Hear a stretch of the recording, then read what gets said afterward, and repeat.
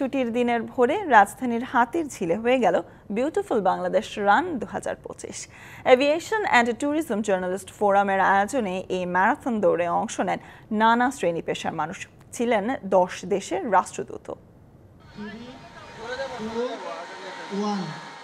Marathon দৌড় গড়ে তোলে সুস্থ শরীর আর প্রফুল্ল মন। নগর জীবনের কর্মচঞ্চলতায় ক্লান্ত নাগরিকের জীবনে নতুন প্রাণের জোয়ার আনে marathon. Colour expert, George sap এবং মাইল্ড অন হ্যান্ডস টেকনোলজি সমৃদ্ধ অরিক্স ক্রিস্টাল ওয়াশ আপনার জাতীয় সঙ্গীতের সুরে সুরে শুরু হয় এভিয়েশন অ্যান্ড ট্যুরিজম জার্নালিস্ট ফোরামের এই আয়োজন। নগরবাসীর পাশাপাশি অংশ নেন সংযুক্ত আরব আমিরাত, মালয়েশিয়া, ব্রাজিল, আর্জেন্টিনা, নেপাল সহ 10 দেশের রাষ্ট্রদূতেরা। I'll do that with more large number of my team and some participants from United Arab Emirates could be. And it will show you all the commonalities and shared values between the Philippines and Bangladesh.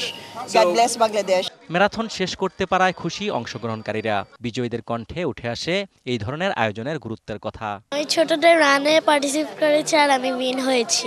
Champion হওয়ার অনুভূতি সবসময় সুন্দর হয়।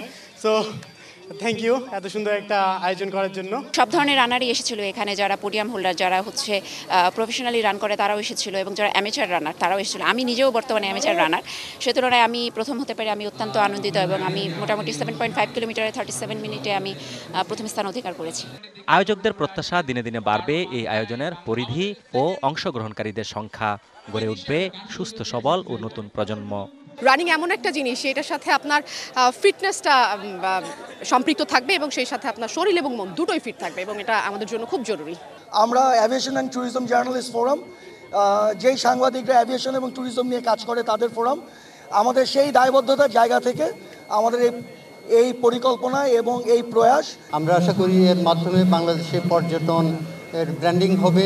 2 ও 7.5 kilometre দূরত্বে বিভক্ত এই দৌড় প্রতিযোগিতা শেষে বিজয়ীদের হাতে পুরস্কার তুলে দেন অতিথিরা। সবাইকে ধন্যবাদ। অজিত সরকার, ডিবিসি নিউজ, ঢাকা।